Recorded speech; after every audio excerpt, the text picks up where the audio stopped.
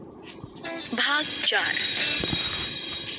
अगले दिन सुबह जब अरमान की नींद खुलती है तो वो देखता है कि धूप काफी चढ़ाई है और खिड़की पर पर्दे लगे हुए हैं, जिससे धूप उसके चेहरे पर नहीं आ रही है। अरमान जानता है कि ये जरूर रिद्धिमा ही है जो हर दिन सुबह पर्दे लगा देती है, जिससे धूप अरमान के बेड तक नहीं आ पाती। वो इधर उधर नजरें दौड़ाता है और समझ जाता है कि रिद्धिमा कमरे में नहीं है। उसे कल की बात याद आती है और मन कसैला हो जाता है। रिद्धिमा को ऐसा नहीं करना चाहिए था।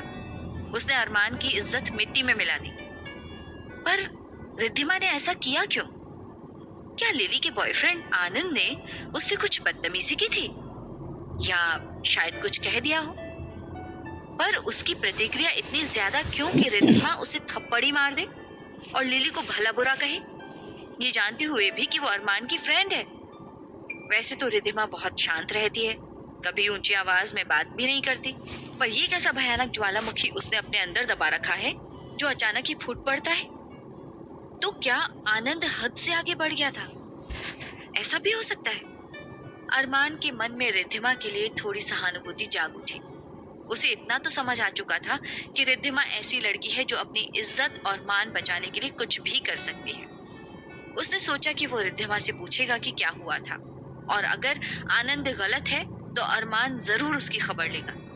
कुछ भी हो, रिद्धिमा की पहचान अब डॉक्टर मलिक की बहू के रूप में थी, और अरमान ये कभी नहीं मान सकता था कि उसके पापा की इज्जत पर किसी प्रकार की आंच आए। वो डाइनिंग रूम में आया तो देखा पापा उसका इंतजार कर रहे थे। उसे इधर उधर देखते पाकर डॉक्टर मलिक बोल पड़े, रिद्धिमा हॉस्पिटल चली गई है अरमान, आप नाश्ता कर लो, मैंने तुम्हारे नाल कुछ जरूरी बातें करनी है। अरमान ने हाँ में सिर हिलाया, फिर नाश्ता करने लगा। नाश्ता खत्म होने तक डॉक्टर मलिक ने इंतजार किया, फिर कॉफी बनाकर खुद ने लिया और अरमान की ओर बढ़ाते हुए गंभीर स्वर में बोली, मैं 10 दिनों के लिए सिंगापुर जा रहा हूँ, आपको मेरी अनुपस्थिति में हॉस्पिटल संभालना है। अरमान ने कुछ जवाब नहीं दिया, सिर्फ सिर हिलाया। डॉक्टर मलिक कुछ देर चुप रहे, फिर बोल पड़े, और पुत्र, मेरी अनुपस्थिति में रिद्धिमा का ख्याल रखना। अरमान इतना सुनते ही कॉफी का घूंट लेता हुआ रुक गया और बोला, पापा, मुझे लगता है वो अपना ख्याल रख सकती है। डॉक्टर मलिक ने सिर हिलाया और कहा, बेशक रख सकती है, अगर आप उसे कुछ ऐसा करने का फोर्स ना करो जो उसे पसंद ना हो। अरमान ने इतना सुनते ही चौंक कर पापा की ओर देखा। डॉक्टर मलिक कॉफी का घूंट लेते हुए बोले, मैंने पता है रिद्धिमा इतनी सभ्य लड़की है कि उसे आजकल की लड़कियों जैसे छोटे कपड़े पहनने नहीं आते। उसे लेट नाइट पार्टी का शौक भी नहीं है। और अरमान ने उनकी बात को काटते हुए कहा, पापा रुकिए, छोटे कपड़े पहनने से कोई असभ्य नहीं बन जाता है, और मुझे लेट नाइट पार्टी पसंद है, और अब उसकी शादी मुझसे हो चुकी है तो मेरी पसंद का ख्याल रखना पड़ेगा उसे। डॉक्टर मलिक उसकी ओर देखते हुए बोले, अरमान, तुम्हें उसकी पसंद का ख्याल रखना चाहिए, न कि उस पर अपनी पसंद थोपना। यही जबरदस्ती अपनी मनमानी दूसरों पर डालना ही पति पत्नी में झगड़े का कारण बनती है। मैं कुछ और नहीं कहना चाहता, पर इतना ख्याल रखना, उसका कुछ दिनों में फाइनल एग्जाम है और पार्टी में टाइम बर्बाद करने वाली लड़की नहीं है वो। उसे अपनी बात मनवाने की कोशिश मत करना। कहकर वो उठकर चले गए, पर अरमान के गुस्से को हवा देकर चले गए। कुछ समय पहले अरमान के दिल में जो सहानुभूति रिद्धिमा के लिए पैदा हुई थी, वो एक झटके में खत्म हो गई। उसे लगा जरूर रिद्धिमा ने उसके बारे में पापा से चुगली की है। क्यों ना करेगी, पापा की लाडली जो है। अरमान दिन भर हॉस्पिटल में था, पर वहां रिद्धिमा नहीं दिखी। वैसे उसे कुछ खास इंटरेस्ट नहीं था ये जानने में कि रिद्धिमा कहाँ है, पर लिली जो पीजी फर्स्ट ईयर स्टूडेंट थी, उसकी ड्यूटी अरमान के साथ थी, और अरमान को डर था कहीं वो हॉस्पिटल में रिद्धिमा से ना उलझ पड़े। अरमान जानता था कि अगर रिद्धिमा कुछ ना भी कहे, पर उसकी दोस्त अपनी प्यारी फ्रेंड को कोई कुछ कहे तो नहीं छोड़ने वाली। अगर उनको कल रात की घटना का पता चल जाए तो वो लिली को भी नहीं छोड़ेगी, और फिर लिली ग्रुप और रिद्धिमा ग्रुप में ऐसा हंगामा खड़ा हो जाएगा कि उन्हें रोकना मुश्किल होगा, और स्वभावतः उसमें अरमान का ही नाम आएगा और उसकी इज्जत मिट्टी में मिल जाएगी। पर रिद्धिमा और उसके दोस्त वहां नजर नहीं आए तो उसने चैन की सांस ली। नर्स से पता चला कि सारे के सारे ने आज छुट्टी ले रखी है। इतना सुनते ही अरमान का सिर भन्ना गया। रिद्धिमा को उसके साथ पार्टी में समय बर्बाद नहीं करना है, और पापा से इस बात की शिकायत कर चुकी है, पर खुद जो सारा दिन कहीं मौज मस्ती कर रही है, इसका क्या? पापा को जरूर पता नहीं होगा, क्योंकि आज ही पापा सिंगापुर गए हैं और वो आज ही गायब है। पापा के सामने कितनी अच्छी बच्ची बनकर रहती है, पर अब और नहीं, वो पापा से जरूर इस बारे में बात करेगा। पापा को भी पता चलना चाहिए कि रिद्धिमा कैसी लड़की है। हॉस्पिटल से आने के बाद अरमान शाम को क्लब चला गया और वहां से जब लौटा तब भी रिद्धिमा गायब थी। रात को 11 बजे किसी गाड़ी की आवाज से अरमान ने खिड़की से झांक कर देखा, रिद्धिमा कार से उतरी और अपने दोस्तों को हाथ हिलाकर बाय करने लगी। ये देखकर अरमान का खून खौल उठा। वो आकर बेड पर लेट गया और रिद्धिमा का इंतजार करने लगा। रिद्धिमा धीरे से दरवाजा खोलकर अंदर आई और फ्रेश होने चली गई। अरमान ने सोचा, ओह, तो डिनर करके आई है मोहतरमा। रिद्धिमा ने वॉशरूम से निकलकर वहीं कोने में खड़े बुक शेल्फ से किताब निकाली और अपने सोफे पर बैठ गई। उसने एक बार अरमान की ओर देखा, वो दूसरी करवट लेकर सो रहा था। रिद्धिमा ने कुछ सोचा और कमरे के एक कोने में रखे टेबल लैंप को ऑन कर दिया और फिर कमरे की बड़ी लाइट को बंद कर दिया। फिर अपनी किताबें लेकर वहां जाकर बैठ गई और उसने पढ़ना शुरू किया ही था कि उसे अरमान की आवाज सुनाई दी, मुझे तुमसे कुछ पूछना है। रिद्धिमा ये सुनकर चौंक गई। वो समझ गई थी कि अरमान अब तक सोने का नाटक कर रहा था। उसने मुड़कर देखा, अरमान उठकर बैठ गया। उसे देखते हुए पाकर अरमान सोच नहीं पाया कि क्या पूछे, कौन सा सवाल पूछे। उसके मन में तो ढेरों सवाल थे। कल क्लब में ऐसा क्या हुआ जो रिद्धिमा ने थप्पड़ मारा? आज उसने पापा को अरमान के बारे में शिकायत करने की जुर्रत कैसे की? आज सुबह से लेके अब तक वो कहाँ थी? सब उसे जानना था। उसने रिद्धिमा की ओर देखा जिसकी बड़ी बड़ी निगाहें उस पर ही जमी थी। वो सकपका गया और जल्दी से पूछा, तुमने आनंद को थप्पड़ क्यों मारा? रिद्धिमा ने पूछा, आनंद कौन? ओह, तो इतनी जल्दी भूल गई, या ऐसे ही थप्पड़ मारना तुम्हारी आदत है? रिद्धिमा ने कुछ सोचा, फिर धीरे से पर दृढ़ स्वर में बोली, जब कोई बदतमीजी करता है तब मैं उस पर हाथ उठाती हूँ। तुम शायद कल की बात कर रहे हो। मैं नहीं जानती कि इतने घटिया इंसान का नाम आनंद भी हो सकता है। हाँ, तो तुम उससे जाकर पूछ लो कि उसने क्या बदतमीजी की थी मेरे साथ। अरमान ने गुस्से से कहा, अगर उसने कुछ ऐसा वैसा किया ना तो तुम मुझे बुला सकती थी, मैं वहां मौजूद था। अपने दोस्तों में मशगूल थे। अरमान को नहीं सूझा कि क्या कहे, इसलिए बात घुमाते हुए बोला, और तुम आज सुबह से कहाँ थी? तुम भी तो अपने दोस्तों में मशगूल रहती हो। बताओ कहाँ थी? रिद्धिमा ने अपनी किताब पर नजरें गड़ाते हुए कहा, मैं बताना जरूरी नहीं समझती। इतना सुनते ही जैसे अरमान के क्रोध की अग्नि में किसी ने 100 मन घी डाल दिया हो। वो गुस्से से चिल्लाया, हाँ वो तो है ही, मुझे ये बताना जरूरी नहीं समझती, पर पापा को मेरे बारे में शिकायत करना जरूरी समझती हो। ये सुनकर रिद्धिमा ने उसकी ओर देखा, फिर धीरे से बोली, मुझे शिकायत करने की आदत नहीं है। तो फिर पापा को कल रात की बातें किसने बताई? जवाब दो। रिद्धिमा ने उसकी ओर देखते हुए कहा, देखो अरमान, मैं यहाँ तुमसे सवाल जवाब के लिए नहीं बैठी हूँ, मुझे पढ़ना है। कहकर उसने अपनी किताब पर नजर गड़ा दी। अरमान कुछ देर तक भुनभुनाता रहा, पर रिद्धिमा से कोई जवाब न पाकर वो चिढ़ गया और बोला, तुम ऐसे यहाँ नहीं पढ़ सकती, मुझे सोना है। मेरे रूम में पूरा अंधेरा हो तभी मुझे नींद आती है। कहकर वो उठ गया और टेबल लैंप बंद कर दिया और रिद्धिमा को हतप्रभ छोड़कर जाकर अपने बेड पर सो गया। आधी रात को अरमान की नींद खुली। उसने देखा कमरे में अंधेरा और नाइट बल्ब ऑन है। उसकी नजर सोफे पर गई, वहां रिद्धिमा नहीं थी। अरमान उठकर दरवाजे के पास आया, पर दरवाजा अंदर से बंद था। अरमान सोच में पड़ गया कि आखिर ये लड़की कहाँ गई, कहीं खिड़की से कूद तो नहीं गई। उसे अचानक डर लगा। तभी उसकी नजर उसके कमरे से लगी स्टोर रूम में गई, जहाँ का दरवाजा बंद था, पर दरवाजे के नीचे से धीमी धीमी रोशनी आ रही थी। उसने दरवाजे को धीरे से धक्का दिया और अंदर झांका। यह एक छोटा सा स्टोर रूम था, जहाँ दुनिया भर का पुराना सामान बिखरा पड़ा था। वहीं रिद्धिमा जमीन पर दीवार के सहारे आधी लेटी हुई थी। उसकी आंख बंद थी, हाथ में खुली हुई किताब थी। शायद पढ़ते पढ़ते ही उसे नींद आ गई थी। पता नहीं क्यों अरमान को पहली बार बुरा महसूस हुआ। उसे याद आया जब वो फाइनल एग्जाम दे रहा था तो मम्मा उसका कितना ख्याल रखती थी। वो रात भर जागकर पढ़ता तो मम्मा सारा दिन हॉस्पिटल में अपनी ड्यूटी करने के बाद भी रात को जगी रहती थी और बार बार उसे आकर पूछती, चाय कॉफी कुछ चाहिए क्या?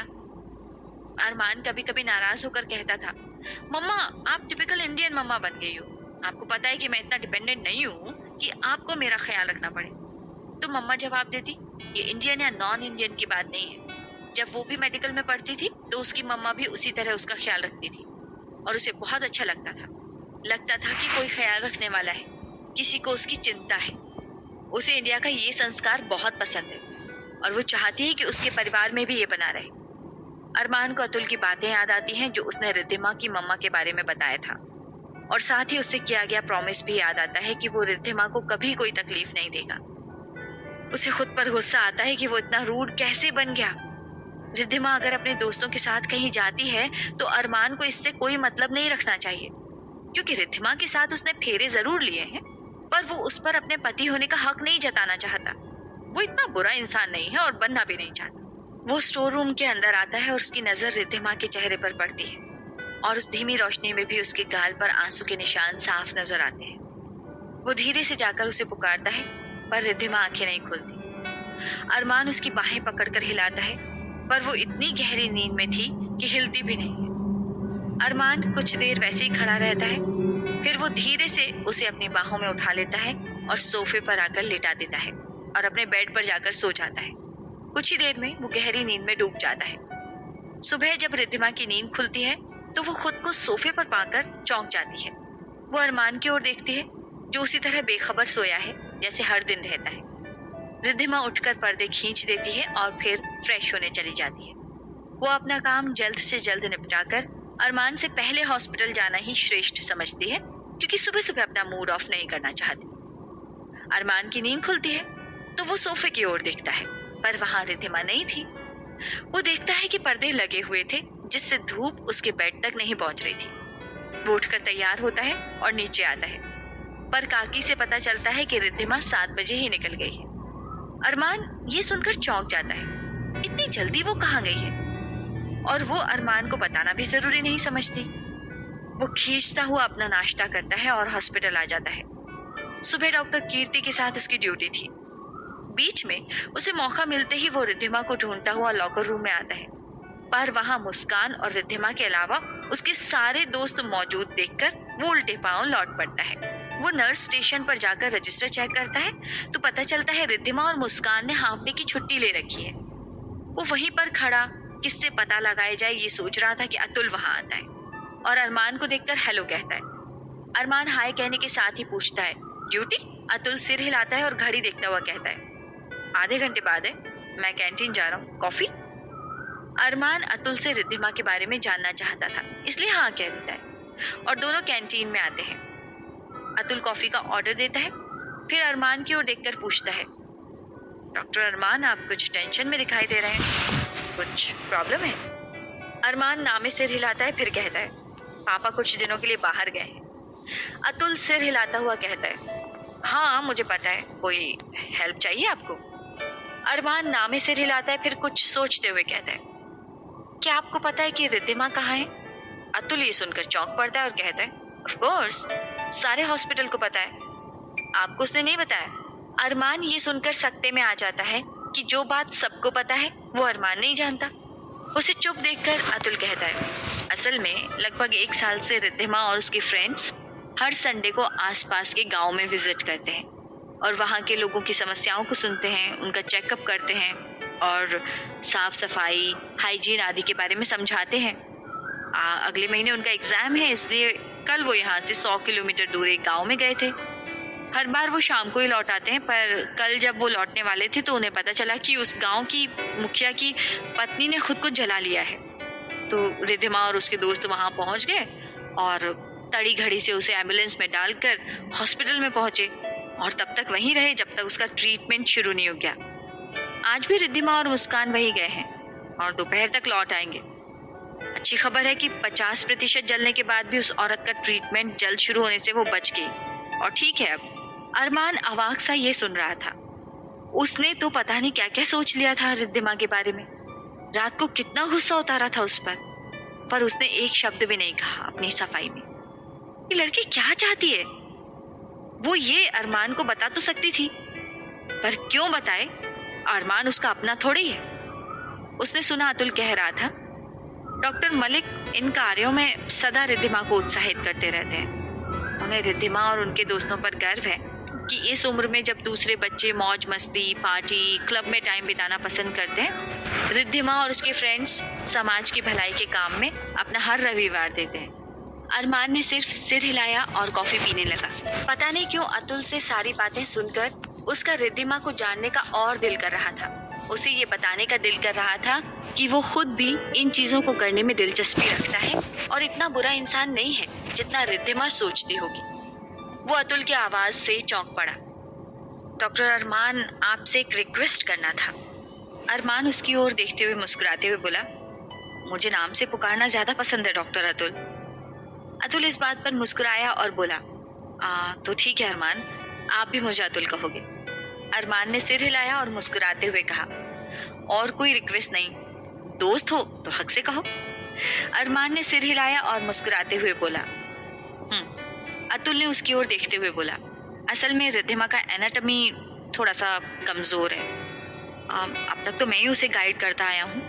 इस बार अगर तुम कर देते तो असल में मेरी नाइट ड्यूटी है लगातार और टाइम निकालना थोड़ा मुश्किल है। अरमान का दिल अचानक खुश हो गया, पर तभी कुछ सोचते हुए उसने कहा, पर रिद्धिमा को अगर पसंद ना हो तो? मैं कहूँगा तो शायद नहीं माने, पर तुम कहोगे तो मान जाएगी। इतना सुनते ही वो चौंक कर अतुल की ओर देखा, फिर बोला, मुझसे डर कर? अतुल उसकी तरफ देखा और बोला, तुम ऐसा क्यों सोचते हो अरमान? मैं क्या, हर कोई जानता है रिद्धिमा ने अपनी मर्जी से ये शादी नहीं की थी, पर वो एक ऐसी लड़की है, उसने कुछ भी तुम्हारे बारे में अब तक बुराई नहीं की और ना करेगी। मैं नहीं जानता और ना जानना चाहता हूँ कि तुम्हारे और रिद्धिमा के बीच क्या रिश्ता है, पर अगर तुम दोनों ही एक दूसरे से दोस्ती कर लो तो मैं दावे के साथ कह सकता हूँ कि और कुछ ना हो तो दोनों ही एक दूसरे की अच्छाई को पहचानोगे, और इस दुनिया में अच्छे लोग बहुत मुश्किल से मिलते हैं। अरमान ने मुस्कुराते हुए कहा, अब मैं समझा, तुम इस हॉस्पिटल में या स्टूडेंट्स के बीच इतने पॉपुलर क्यों हो। मुझे खुशी है कि मैं भी एक अच्छे इंसान से मिला यहाँ आकर। थैंक यू अरमान, और मुझे भी अच्छा लगा कि मैंने डॉक्टर मलिक के बेटे को जैसा सोचा था वैसा नहीं है, साफ दिल का इंसान है। चलो मेरी ड्यूटी है, मैं चलता हूँ। अरमान ने सिर हिलाया और मुस्कुराते हुए बोला, तुम्हें भी धन्यवाद अतुल, और मैं तुम्हारी बातों पर अमल करूंगा। शाम को जब रिद्धिमा अपने दोस्तों के साथ हॉस्पिटल से बाहर आई तो देखा अरमान अपनी कार के पास खड़ा था। मुस्कान उसे देखते ही फुसफुसाई, अमीर बाप का बिगड़ा बेटा आज यहाँ क्यों खड़ा है? तभी अरमान उनकी ओर आता देखा। उसे देखकर रिद्धिमा के दोस्त थोड़ा पीछे हट गए। अरमान उनकी तरफ देखकर मुस्कुराते हुए बोला, हेलो राहुल, मुस्कान, रिया, आर्यन। मुस्कान धीरे से बोली, हिला, ये कैसा काया पलट है, और इसे तो हमारा नाम भी पता है। राहुल ने उसे कोहनी मारते हुए कहा, चुप रह तू। फिर अरमान की ओर मुस्कुराता हुआ बोला, हेलो सर। अरमान उसी तरह मुस्कुराते हुए बोला, आप लोग घर जा रहे हैं ना, मैं छोड़ दूं? सर मेरे पास तो बाइक है, आप इस मुस्कान को उसके घर तक छोड़ दीजिए प्लीज, आज इसकी स्कूटी पंक्चर हो गई थी सुबह। मुस्कान बुदबुदाई, तो गया काम से राहुल, कल तेरी खबर लेती हूँ। अरमान ने सुन लिया था मुस्कान का बड़बड़ाना, इसलिए मुस्कुराते हुए पूछा, मैं इतना बुरा हूँ क्या डॉक्टर मुस्कान? मुस्कान अपने दांत दिखाते हुए बोली, नहीं सर, आप तो बहुत ही भले इंसान हैं। रिद्धिमा तो अक्सर आपके बारे में बताती रहती है, माने आपका गुणगान करती रहती है। रिद्धिमा ने इतना सुनते ही मुस्कान को पलट कर देखा, पर अरमान की बात सुनकर हैरत में रह गई। वो कह रहा था, आप तो बातें बड़ी प्यारी कर लेती हैं डॉक्टर मुस्कान, इस खुशी में आप सामने की सीट पर बैठेंगी, आपकी बातें सुनते हुए जाऊंगा तो सफर जल्दी ही कट जाएगा। मुस्कान आश्चर्य से बोली, हैं? राहुल की हंसी छूट गई, वो अपनी हंसी दबाता हुआ बोला, एक्सीलेंट आइडिया सर, आप रिया, मुस्कान और रिद्धिमा को उसके घर छोड़ दीजिए, मैं और आर्यन बाइक पर चले जाएंगे। अरमान राहुल की शरारत समझता हुआ बोला, डॉक्टर राहुल आप भूल रहे हैं, रिद्धिमा और मेरा ठिकाना एक ही है। राहुल हंसते हुए बोला, वही तो मैं कहना चाहता था सर, कि अब रिद्धिमा को आपके साथ ही जाना चाहिए, जब आपके पास अपनी कार है तो वो रोज क्यों ऑटो से जाए, है ना रिद्धिमा? रिद्धिमा ने उसे घूर कर देखा तो जल्दी से आर्यन को देखते हुए बोला, चल आर्यन, मुझे थोड़ा काम है, जल्दी जाना है, चल यार। उनके जाने के बाद लड़कियों के पास कोई बहाना नहीं था बचकर निकलने का, इसलिए वो चुपचाप आकर गाड़ी में बैठ गए। पर रास्ते में मुस्कान इतनी खामोश थी कि रिद्धिमा और रिया को आश्चर्य हो रहा था। उनमें से सिर्फ अरमान ही बातें कर रहा था। वो उनकी स्टडी के बारे में पूछ रहा था, किसे कौन सा सब्जेक्ट पसंद है, किस में वो कमज़ोर है, आगे भविष्य में किस फील्ड यानी किस स्ट्रीम को लेकर पढ़ना पसंद करेंगे। अब ये सब पूछ रहा था। मुस्कान ने कहा कि वो गायनेकोलॉजिस्ट बनना चाहती है क्योंकि इसमें बहुत ही पैसा है। रिया को ऑप्थल पसंद था। अचानक अरमान ने मिरर में देखते हुए पूछा, और रिद्धिमा तुम? रिद्धिमा जो चुपचाप बाहर की ओर देखते हुए उनकी बातें सुन रही थी, इस तरह अरमान का उसका नाम लेने से चौंक गई और सामने मिरर में नजर पड़ी तो अरमान उसे ही देख रहा था। वो सकपकाते हुए बोली, मुझे ऐसा कुछ नहीं है, नहीं। मुस्कान बोल पड़ी, वाह क्यों नहीं है? तुझे तो डॉक्टर मलिक जैसा सर्जन बनना है ना, यही तेरा सपना है। रिद्धिमा कुछ नहीं बोली पर अरमान बोल पड़ा, ये तो बहुत अच्छी बात है। मुस्कान बुदबुदाई, आज ये सब क्या हो रहा है? अरमान ने उसे देखते हुए पूछा, कुछ कहा आपने? मुस्कान जल्दी से बोली, नहीं सर, एग्जाम के बारे में सोच रही थी। अरमान बोल पड़ा, आप लोगों को किसी सब्जेक्ट में परेशानी हो तो मैं हेल्प कर सकता हूँ। रिद्धिमा तो घर पर ही है, उसके साथ आप लोग भी आ जाओ। रिद्धिमा अजीब कश्मकश में थी कि ये अचानक इस इंसान को क्या हो गया है, जबकि मुस्कान और रिया को लग रहा था वो दोनों बेहोश हो जाएं। रिद्धिमा तभी बोल पड़ी, थैंक्स पर मुझे प्रॉब्लम नहीं है। अरमान उसे मिरर में एकटक देखते हुए बोलने लगा, क्यों? डॉक्टर अतुल ने तो कहा था कि तुम्हें एनाटॉमी में प्रॉब्लम हो रहा है। मेरे पास पढ़ने में कोई प्रॉब्लम है क्या? क्यों गर्ल्स? मुस्कान और रिया जल्दी से बोल पड़ी, नहीं सर, हम आ जाएंगे। अरमान मुस्कुराया और सोचा, अतुल ने ठीक ही कहा है, इंसान को पहचानने के लिए उसके नजदीक जाना पड़ता है। रिद्धिमा के दोस्त इतने बुरे नहीं, पर पता नहीं इस लड़की के दिमाग में क्या चल रहा है। उसे जानने के लिए उसके और करीब जाना पड़ेगा।